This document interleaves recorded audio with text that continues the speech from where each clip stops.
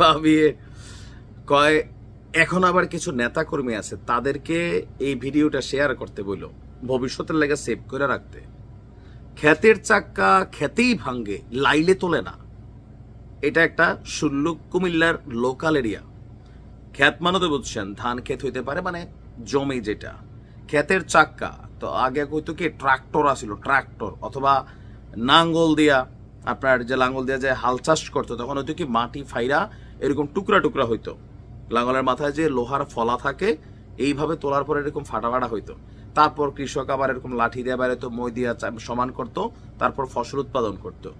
তো সেইখান থেকে আসছে ক্ষেতের চাক্কা খেতে ভাঙ্গে। লাইল, লাইল মানে হচ্ছে জমির যেই, হ্যাঁ মানে বোঝেন এলাকায় যারা বড় হয়েছেন, যেটা বলো বাউন্ডারি সীমানা যদি আমরা ধরি আর কি। লাইলে তুইলা ভাঙ্গন লাগে না, খেতেই ভাঙ্গে। আসেন লম্বা চড়ে এই ভূমিকা কেন দিলাম। আজকের দিনে অনেক রাজনৈতিক নেতাকর্মীরা শিখেন নাই। আমি যে ভিডিওটা দেখা, মানে যে ভিডিও নিয়ে আজকে আমরা কথা বলছি, যে দৃশ্যটা বা যে ছবিটা দেখলেন, এটা হচ্ছে আওয়ামী লীগের নেতাকর্মীদের। আমি জাস্ট গেল 1 বছর আগে দেখছি রুহুল কবির রিজভী সাহেব বা ওই যে ফারুক সাহেব বা ওই যে বিএনপির নেত্রী নিপুণ, তারা মাঝে মাঝে রাজপথে নামতো, গাড়িটা থামাইতো, তারপর আশেপাশে চাইতো, 8-10টা লিফলেট লইতো, লইয়া 5 জন কর্মী বা 2 জন কর্মী, 50টা ক্যামেরা। রাজপথে এই ছিল বিএনপির অবস্থা। আর আজকে ওই দৃশ্য দেখে আওয়ামী লীগ হাসতো, কাদের কাকু কইতো কোথায় মির্জা ফখরুল সাহেব, কোথায় ঈদের পরে কি দিবেন, এরকম আওয়াজ টাওয়াজ দিত। এখন কই কাদের কাকা? আজকে এই দৃশ্য দেখে বিএনপি হাসে কেন?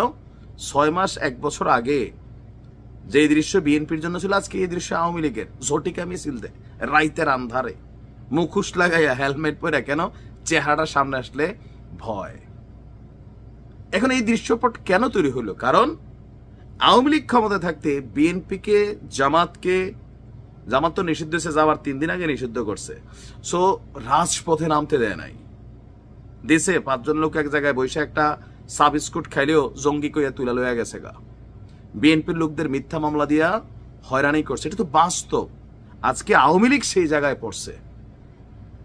আর এই দৃশ্য দেখেও অনেক রাজনৈতিক দলের নেতারা ভাবতেছেন এবার মনে হয় আমরা আজীবন থাকবো, আর জীবনে আওয়ামী লীগ আসবে না। নাও আসতে পারে, বাট আসলে এই দৃশ্য আবার আপনার জন্য আসবে। সো শিক্ষা নেন। ঘটনা হচ্ছে গতকালকে একটা ভিডিও সামাজিক যোগাযোগ মাধ্যমে viral, Awami League is back. এক একজন এক একভাবে এটাকে মার্কেটে ছাড়ছেন।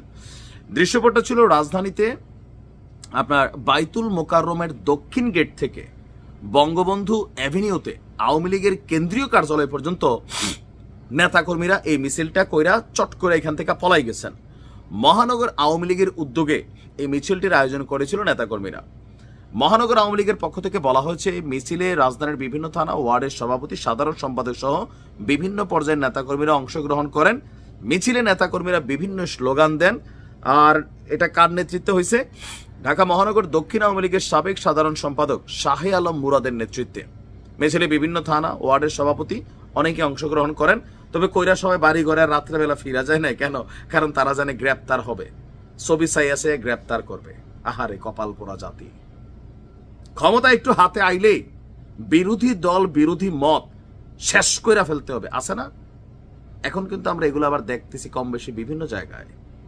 নাম নিব না, হ্যাঁ, নাম নিলে আবার কোন দলের উপর গিয়া পড়ে, কোন দল এটা আপনারা বুঝা নিয়েন। প্রত্যেকটা দল, সেখানে এনসিপি পর্যন্ত কানেক্টেড আজকের দিনে। মনে হচ্ছে ডক্টর মোহাম্মদ ইউনূস আফসারি হুজুরের দোয়ায় মরবে না 20 বছর, আর তিনি রাষ্ট্র ক্ষমতায় থাইকা যাবেন। হ্যাঁ, বিষয়টা এরকম না।